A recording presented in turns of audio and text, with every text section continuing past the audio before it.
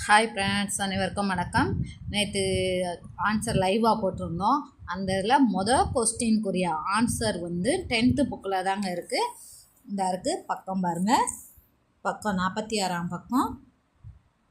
பூக்களை பற்றி அரிய இலக்கிய செய்திகள் அதில் தான் இருக்குது. கொஸ்டினாகவே இருக்குது பாருங்கள். பூ உண்டு ஆனால் கண்ணீருக்கு காட்சி தராமல் அரியானாய் இருக்கும் மலர்கள் 2 இது இருக்குது. ஆலமலர், பலாமலர் அப்படின்னு இருக்குது.